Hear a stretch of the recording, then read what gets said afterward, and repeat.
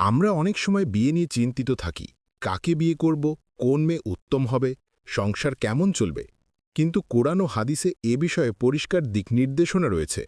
আজকের আলোচনায় আমরা জানব ইসলাম কোন ধরনের মেয়েকে বিয়ের জন্য উত্তম বলেছেন।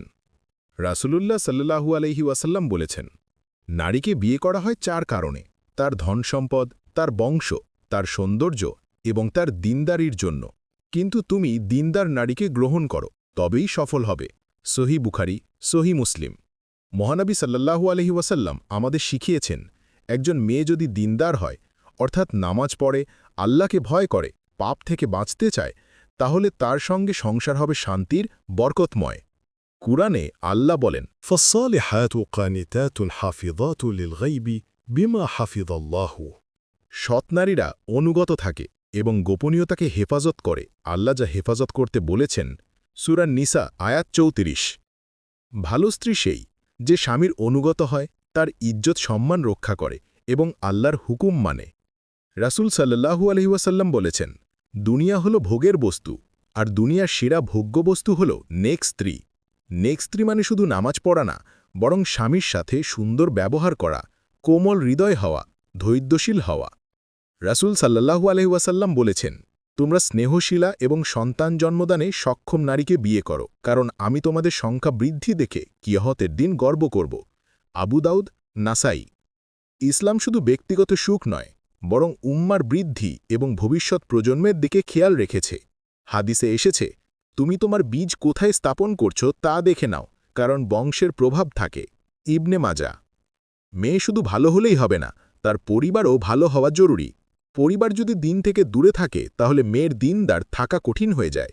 এখন প্রশ্ন হল, আমরা কিভাবে বুঝব একজন মেয়ে দিনদার কিনা? দিনদার নারীর কিছু বহির্লক্ষণ আছে, যেমন: ১. সে নিয়মিত 5 ওয়াক্ত নামাজ পড়ে, নামাজ তার জীবনের অংশ। 2. পর্দা মানা, নিজের সৌন্দর্যকে গোপন রাখে, কারণ লজ্জাশীলতা তার পোশাকে প্রকাশ পায়। 3. হারাম জিনিস যেমন মিউজিক, নাচ, অশ্লীলতা থেকে দূরে থাকে। 4. কথা মিষ্টি, গালাগালি করে না, ধৈর্যশীল। 5. নিজের বাবা মায়ের সাথে সুন্দর আচরণ করে, এতে স্বামীর সাথেও তাই করবে। 6. বিয়ের আগে কোনো প্রকার অবৈধ সম্পর্ক রাখে না। 7. লোভ ও অহংকার মুক্ত, সে টাকা পয়সা, বাহ্যিক সৌন্দর্য বা দুনিয়ার চাকচিক্য দিয়ে কাউকে বিচার করে না। শুধু সৌন্দর্য দেখে বিয়ে করবেন না, কারণ সৌন্দর্য একসময় ম্লান হয়ে যায়। শুধু টাকার দিকে তাকাবেন না, কারণ টাকা সবসময় স্থায়ী নয়। দেখুন মেয়েটি কুরআন সুন্নাহ মেনে চলে কিনা। পরিবারের সুনাম এবং দিনদার পরিবেশও বিবেচনা করুন। প্রিয় দর্শক, নবী সাল্লাল্লাহু আলাইহি ওয়াসাল্লাম আমাদের যে পরামর্শ দিয়েছেন তাতে স্পষ্ট, দিনওয়ালি নারী হল উত্তম জীবনসঙ্গী।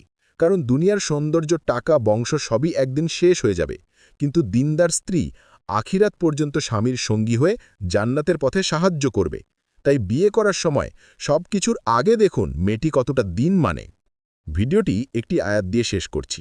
আল্লাহ তাআলা বলেন, الخبيثات للخبيثين والخبيثون للخبيثات والطيبات للطيبين والطيبون للطيبات অপবিত্র নারীরা অপবিত্র পুরুষদের জন্য, আর অপবিত্র পুরুষরা অপবিত্র নারীদের জন্য, আর পবিত্র নারীরা পবিত্র পুরুষদের জন্য, এবং পবিত্র পুরুষরা পবিত্র নারীদের জন্য।